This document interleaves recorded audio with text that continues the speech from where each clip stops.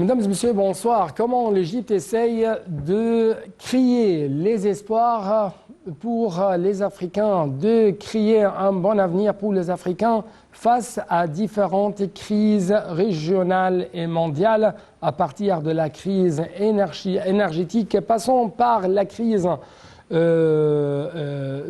céréales et jusqu'aux crises de changement climatique. Mesdames et messieurs, bonsoir. Je suis un animateur qui va vous accompagner durant les prochaines minutes qui sont durant les si je peux dire, presque 45 minutes qui sont l'âge de cette nouvelle édition de votre émission semi-quotidienne directe. En fait, ce que je viens de vous annoncer, ce ne sont que parmi les grandes lignes qu'on va proposer à vous durant les prochaines minutes. Comment l'Égypte essaie toujours de faire une sorte de coopération de plus en plus étroite avec ses frères africains. Comment l'Égypte essaye d'adopter sur le terrain si je peux dire, ces plans stratégiques visant à arriver à une sorte d'intégration régionale face aux différentes crises auxquelles sont confrontés les différents pays africains. Encore une fois, donc pour commencer, on trouve qu'il y a beaucoup des activités de la part de l'Égypte au niveau de la lutte contre le changement climatique. À cet égard, le président égyptien Fattah el-Sisi a passé en revue les efforts du ministère de la Coopération internationale dans la mobilisation des fonds de développement pour le changement climatique, et ce lors d'une réunion avec le Premier ministre Dr Mustapha Madbouli et la ministre de la Coopération internationale Rania Al-Mashat. Dr Al-Mashat a présenté la voie de la coopération avec les partenaires internationaux de développement dans le cadre de la plateforme nationale d'investissement pour le projet vert, l'action climatique connue sous le nom de UNOFI. Il s'agit d'un programme national et d'une approche régionale pour relier les questions internationales de climat et de développement, tout en mobilisant des financements concessionnels pour le développement d'un ensemble de projets prioritaires de développement vert dans les secteurs de l'alimentation, de l'eau et de l'énergie. Ceci dans le cadre de la stratégie nationale globale de l'Égypte sur les climats 2050, dans le but de parvenir à une croissance économique durable, la promotion de la recherche scientifique et le transfert de la technologie dans le domaine du changement climatique, à la lumière des efforts déployés par le ministère de la Coopération internationale pour accroître les possibilités de bénéficier des fonds de développement en vue du sommet mondial sur le climat prévu en novembre prochain à Sharm el-Sheikh.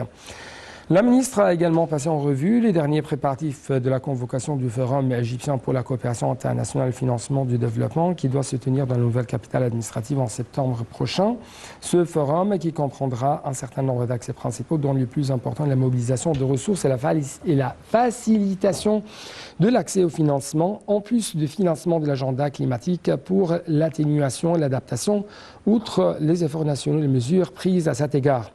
Le forum vise principalement à passer de l'étape des promesses à l'étape de la mise en œuvre et transformer les engagements financiers en véritables opportunités présentées lors du sommet mondial sur le climat à Sharm el-Sheikh, avec la participation des ministres africains des finances, de l'économie et de l'environnement, ainsi qu'un groupe de hauts fonctionnaires, de personnalités internationales, de partenaires au développement et institutions financières internationales, représentants de la société civile et des groupes de réflexion.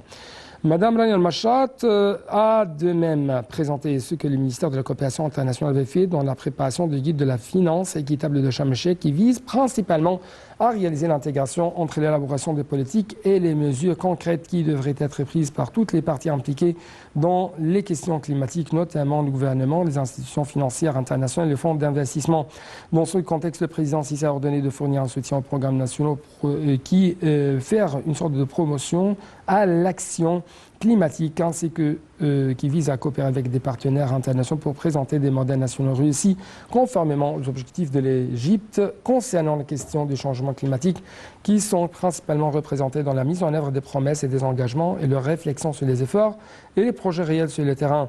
Ceci dans le cadre de l'approche de la transformation verte conformément aux stratégies nationales pertinentes de l'Égypte.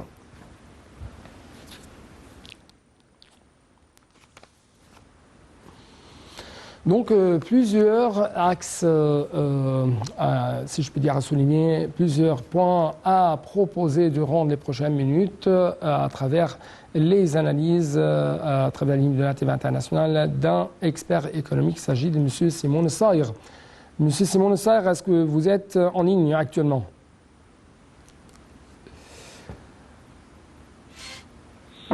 Monsieur Simon Saïr, bonsoir. Monsieur Simon Saïr, est-ce que vous entendez? Allô? Oui, Monsieur Simon Mikhail Saïr, est-ce que vous m'entendez bien? Oui, oui. Oui, donc ma question porte sur comment vous trouvez les efforts de l'Égypte visant à lutter contre le changement climatique, que ce soit au niveau national ou au niveau régional, et comment vous avez vu l'importance de cette réunion tenue aujourd'hui entre le président Abdel Fattah Sisi, le Premier ministre Dr Moussad Madbouli et la ministre de la Coopération internationale, Madame Rania Machat, qui vise à savoir, si je peux dire, la position, la situation de la mobilisation des fonds de développement liés à la question du changement climatique. Alors, l'Égypte, dans ce domaine, est un pays vraiment pionnier et l'Égypte a placé des grands financements pour faire une adaptation pour toutes les pertes et les dommages qui ont eu lieu dus au changement climatique. Ouais. Aussi bien que l'Égypte fait des grands efforts pour qu'il n'y ait pas de pollution pour le futur. Car nous, on sait très bien que l'Égypte n'a jamais été une cause de la pollution, car 30% de la pollution mondiale vient de la Chine, 15% vient des États-Unis, 7% qui vient des Indes, et ainsi de suite. Et l'Égypte, elle subit tout cela, et même on est un État qui mérite une perte et être endommagé de ces changements. Et nous, on coopère à l'échelle internationale pour en faire vraiment de notre mieux pour garantir une ouverture, et on s'engage à des règles dans le commerce international et on s'aligne à tous les accords mondiaux d'une façon qu'on soit l'exemple de l'Afrique en face du monde entier.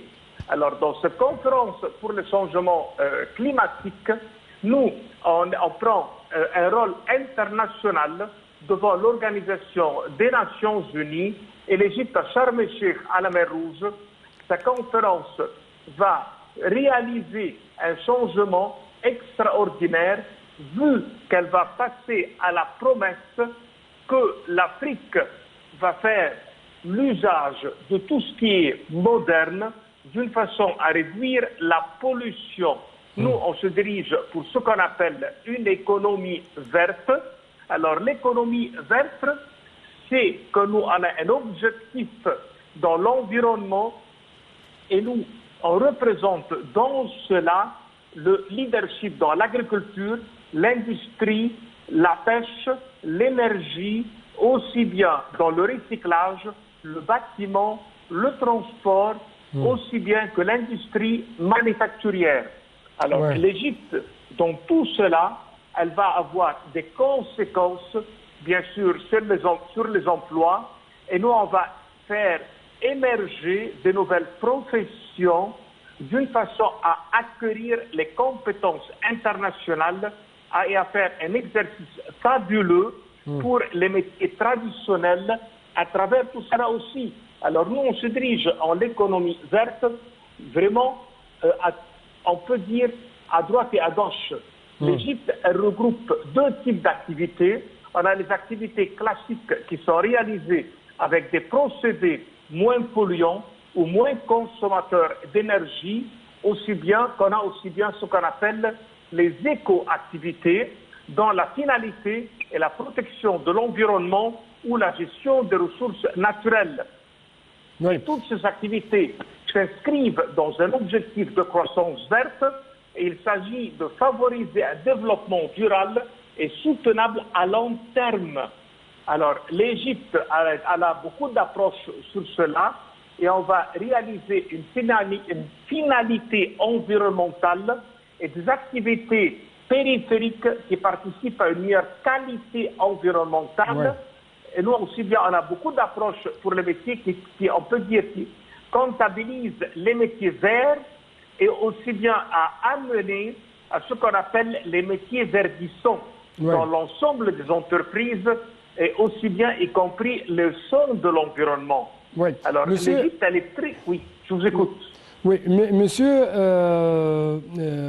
Simon Sarr, en fait, le président Abdel Fattah el-Sisi a ordonné aujourd'hui de fournir plus de soutien aux programmes nationaux qui visent à faire une sorte de promotion pour l'action climatique, ainsi qu'il a de même ordonné d'avoir plus de coopération avec des partenaires internationaux pour arriver à présenter des modèles nationaux réussis. Ma question à propos de ce point: comment vous trouvez les répercussions sur les financements pour l'action climatique et comment vous trouvez l'importance d'avoir des partenariats avec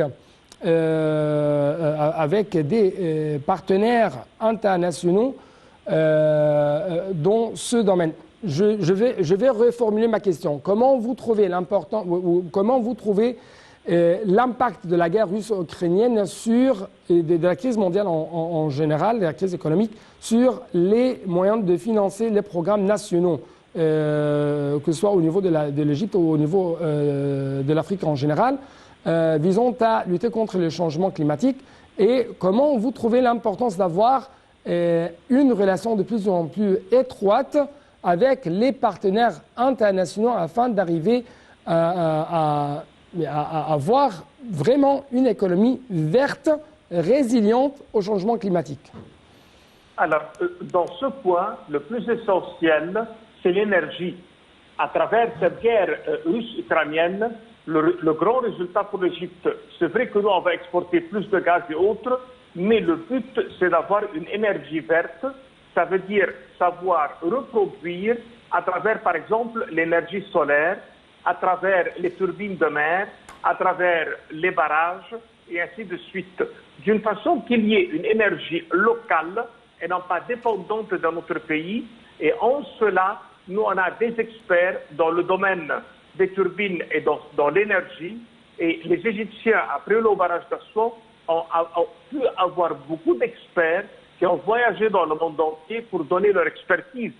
Aujourd'hui, on fait une grande coopération avec les grandes universités pour une énergie solaire, et on trouve que dans la ville d'Aswan, on a réalisé une des plus grandes stations dans le monde entier pour pouvoir avoir une énergie propre, sans émissions et sans gaz. Alors l'Égypte, dans ce domaine, elle va être pionnière pour avoir un climat et un développement dans lequel on va mobiliser des financements concessionnels d'une façon à développer des projets, et aussi bien dans le secteur de l'alimentation et dans le secteur de l'eau. Dans ces deux secteurs, l'Égypte va travailler très fort, et tout cela, bien sûr, après cette guerre, ce sont de nouvelles idées, et on va les utiliser pour réaliser une croissance économique durable et à réaliser une promotion de la recherche scientifique et le transfert de la technologie dans le domaine des changements climatiques. Monsieur Simon Mikhail Sarr, merci beaucoup pour de tels éclaircissements de votre part en ce qui concerne les différents points qui ont été proposés aujourd'hui pendant cette réunion entre le président égyptien Fattah el-Sisi et le Premier ministre et même la ministre de la coopération internationale. Donc, très rapidement, l'Égypte n'épargne aucun effort pour mettre l'Afrique sur le plan du financement pour l'action climatique et pour mettre l'Afrique dans une position de plus en plus avancée sur la carte mondiale économiquement parlant. À cet égard, on trouve qu'il y a une forte participation de haut niveau de la part de l'Égypte dans l'ACW 2022. Avec plus de précision, le ministre des Affaires étrangères, Sameh Shoukry, actuellement en visite à Libreville, a été reçu par le président gabonais Ali Bongo Ondimba. L'entretien a porté sur le renforcement de la coopération commune dans les différents domaines. Comme vous regardez sur l'écran, lors de son allocution à la séance d'ouverture de la Semaine du climat pour l'Afrique qui s'est tenue au Gabon, M. Shoukry a exprimé la gratitude de l'État égyptien au gouvernement, au peuple gabonais pour avoir accueilli la Semaine du climat pour l'Afrique, expliquant qu'il s'agit d'une plateforme très importante pour faire face aux défis et aux besoins africains face au changement climatique. Sameh Shoukry a ajouté que l'Afrique avait des opportunités prometteuses avec la présence d'un grand nombre de jeunes, la disponibilité de ressources naturelles et des potentiels économiques. Bien que le continent africain ne contribue qu'à 4% des émissions, le continent est confronté aux effets des changements climatiques qui entravent les efforts de développement. L'ambassadeur Ahmad Hafez, porte-parole du ministère des Affaires étrangères, a bien sûr confirmé que les ministres égyptiens devraient rencontrer un certain nombre de responsables gabonais pour discuter des moyens de renforcer la coopération et la coordination bilatérale entre les deux pays, l'Égypte et le Gabon, dans divers domaines, en plus d'échanger des visions, des points de vue sur diverses questions d'intérêt commun sur le plan continental et international.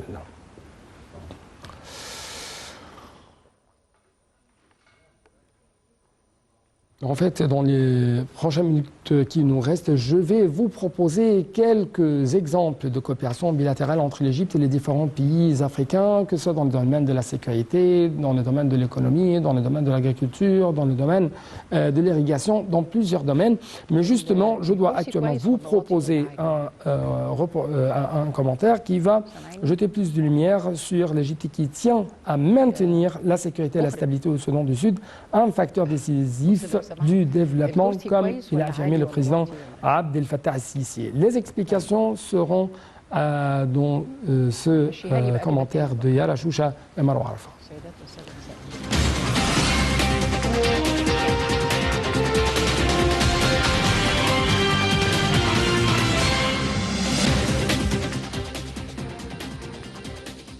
L'Égypte tient à maintenir la sécurité et la stabilité au Soudan du Sud, un facteur décisif du développement, a affirmé le président Abdel Fattah al-Sisi. Al-Sisi a reçu un message de son homologue sud-soudanais Salva Kiir, remis par son conseiller pour les affaires de sécurité Tout Gatlouk, en présence du chef des renseignements généraux Abbas Kamel. Le message porte sur l'évolution de la situation politique, le processus de paix au Soudan du Sud, ainsi que sur la promotion des relations bilatérales, a déclaré le porte-parole de la présidence Bassam Radi. Al-Sisi a affirmé la détermination de l'Égypte à renforcer la coopération bilatérale afin de transférer son expérience dans l'élaboration d'une stratégie de développement intégrée pour le Soudan du Sud, en particulier dans les secteurs de l'urbanisme, des infrastructures, des routes et axes et des transports, ainsi que le développement de la coopération entre les deux pays dans les domaines de la formation des cadres, de l'enseignement, de l'agriculture, de l'irrigation, des stations d'eau et d'autres secteurs. Al-Sisi s'exprimait lors d'une réunion avec le conseiller du président de la République du Soudan du Sud pour les affaires de sécurité, en présence du général Abbas Kamel, chef des renseignements généraux et nombre de responsables sud-soudanais. Le président a souhaité la bienvenue au général Galwak, lui demandant de transmettre ses salutations au président Salva Kiir et affirmant le souci de l'Égypte de consolider les piliers de la sécurité et de la stabilité au Soudan du Sud. De son côté, le conseiller du président sud-soudanais a exprimé la grande appréciation de son pays pour l'Égypte, son peuple et sa direction, louant le développement des relations bilatérales entre les deux pays dans divers domaines.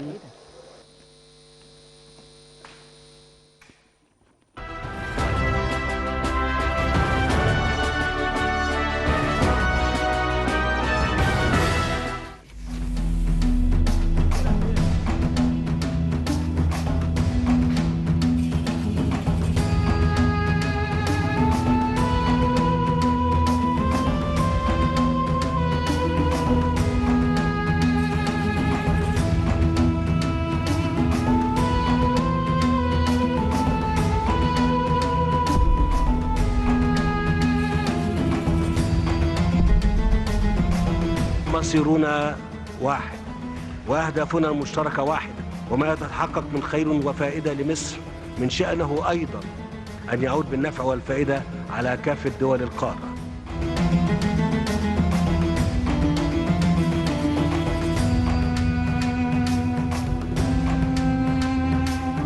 إن مصر لن تدخر جهدا لدعم ونقل خبراتها لأشقائها الأفارقة لتصبح أفريقيا قوة فاعلة على الساحة الدولية بحلول عام 2063.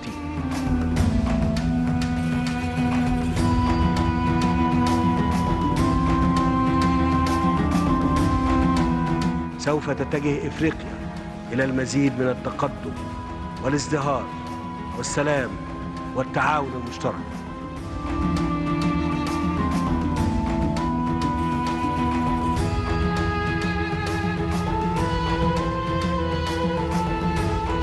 إن كافة تحركات الدول الإفريقية تهدف لتأمين مستقبل أجيالنا القادمة. تحيا شعوب ودول إفريقيا وتحيا مصر.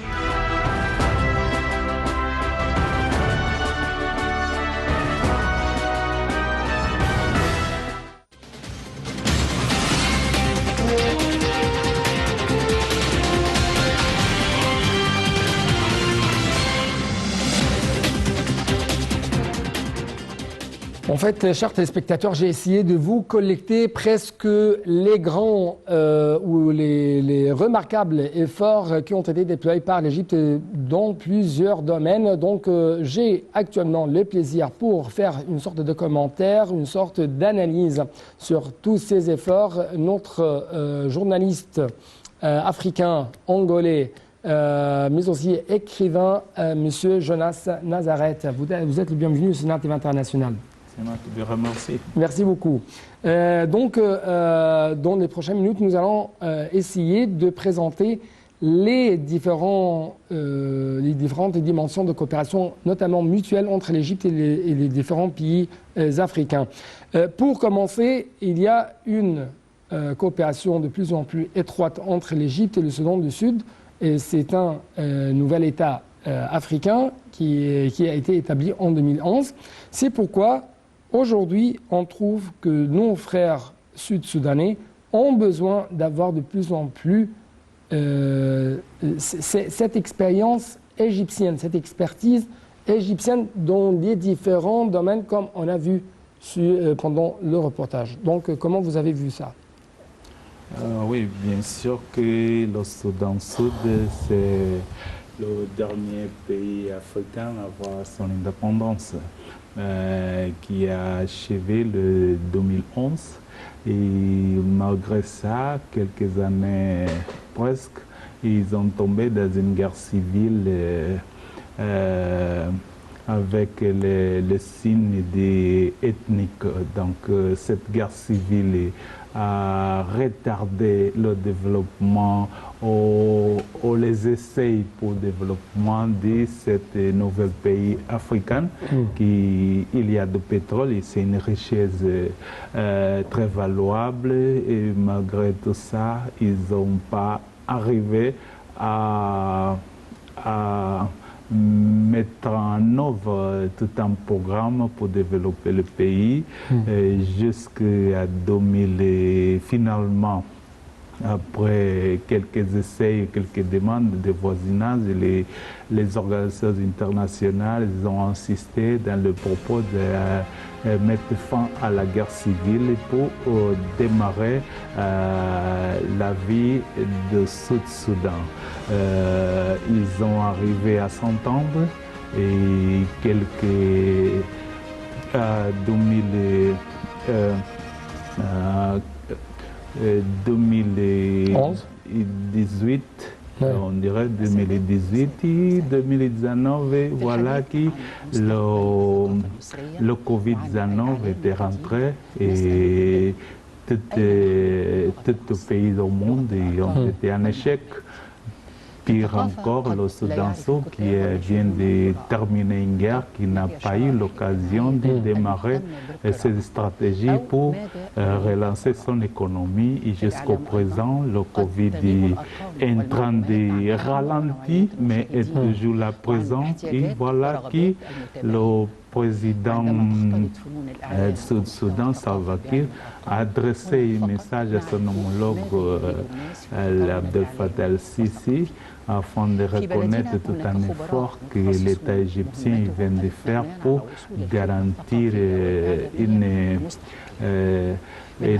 sécurité au Sud-Soudan, de même aider dans le domaine de la santé et dans d'autres domaines stratégiques pour voir si le Soudan finalement commence à réduire l'indice de pauvreté. Il a un grand essor Beaucoup de gens se sont immigrés à cause de la guerre. Ouais. Nous voyons que les pays étaient... Donc, est-ce que, ou à quel point vous trouvez que non seulement les pays africains en général, mais aussi, si on parle des Soudanais, Sud-Soudanais, ne sont pas seulement en déconfiance à l'égard de l'Égypte, mais aussi ils ont vu par leurs propres yeux qu'est-ce que se passe sur la terre égyptienne, l'expérience égyptienne dans le développement, dans la reconstruction. N'est-ce pas? C'est pourquoi ils ont essayé de faire appel à cette expertise, à cette expérience égyptienne. N'est-ce pas? Exactement, que ce Soudan a reconnu le développement à yeux de tout le monde que l'Égypte est en train de faire. Ils souhaitent faire de même et prendre ces expériences et entamer dans ce pays. Mais il faut un programme de moyen et long terme. Normalement, les Africains, ils ont du mal à comprendre qu'ils ne doivent pas investir de trop dans la défense, en dépit de l'agriculture. Donc l'agriculture, la plupart, une majorité africaine, ils viennent à ces expériences de l'agriculture, il faut investir de plus dans l'agriculture. La santé et l'éducation sont les trois ministères qui doivent avoir une grande priorité chez les Africains. Ouais. Mais ce que nous voyons jusqu'à ce temps, on disait qu'on voit que c'est la défense et la sécurité qui sont beaucoup privilégiées. Oui, en fait, je dois revenir un peu à ce qui a été déclaré par notre ministre égyptien des Affaires étrangères, M. Sameh Choukri, aujourd'hui pendant la semaine du climat pour l'Afrique au Gabon. M. Sameh Choukri a affirmé que l'Afrique a des opportunités prometteuses avec la présence d'un grand nombre de jeunes et la disponibilité des ressources naturelles et des potentiels économiques. Et bien que le continent africain ne contribue qu'à 4% des émissions, le continent est confronté aux effets de changement climatique qui entravent les efforts de développement. Donc, il y a, d'après notre ministre, des opportunités dans le domaine de la lutte contre le changement climatique, car nous avons, je parle en tant que des Africains, des potentiels. Comment vous avez vu de telles déclarations? Vraiment, c'est tout à fait vrai. Quand on dit à 4%, dans un chiffre de 100%, vous voyez que le continent africain ne fait pas trop de dégâts. Oui. Donc, par contre, les pays qui font beaucoup de dégâts, soit l'Europe, l'Amérique, même l'Asie, ou la Chine, l'Inde, ils ont très difficulté à commencer à ne plus user le carburant fossile et essayer de commencer pour les énergies renouvelables, les énergies vertes. Donc, c'est des propositions qui ont commencé à le CAP 25. Ils doivent recommencer le CAP 27 ici, qui sera siégé ici en Égypte, à Sharm el-Sheikh. Donc l'Égypte, en tant qu'un pays africain, il aura l'honneur de réaliser la conférence de COP pour le changement climatique que nous avons vraiment besoin, que la planète Terre a déjà assez des essais mal programmés. Oui, nous devons tout de suite diffuser un autre reportage de Yara Choucha et de Marwa Arafa qui va donner plus d'explications concernant cette coopération mutuelle entre l'Égypte et le Soudan du Sud dans le domaine de l'agriculture.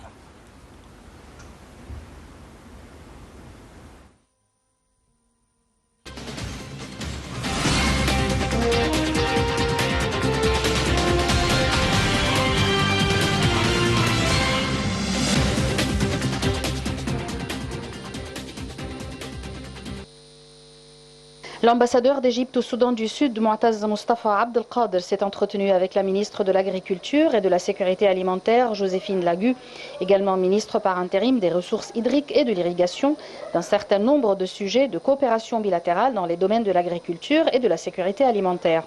Les deux parties ont échangé les vues sur les questions liées aux ressources hydriques et à l'irrigation et ont souligné l'importance de continuer à mettre en œuvre les projets, notamment à la lumière du fait que le Soudan du Sud aspire à attirer les projets agricoles conjoints afin d'assurer la sécurité alimentaire des deux pays, a expliqué le ministère des Affaires étrangères sur sa page officielle. Au cours de la réunion, la ministre de l'Agriculture et de la Sécurité alimentaire a souligné la solidité des relations entre les deux pays au niveau populaire et officiel. De son côté, le diplomate égyptien a transmis à la ministre des invitations pour participer à des conférences régionales et africaines que l'Égypte accueillera au cours de la prochaine période.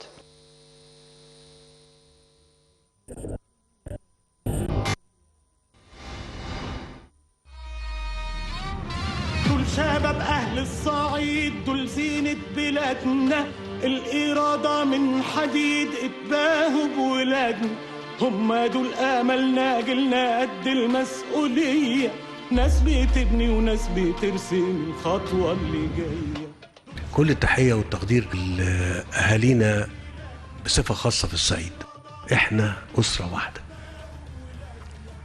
كلنا واحد، محدش يقول انت وانا، احنا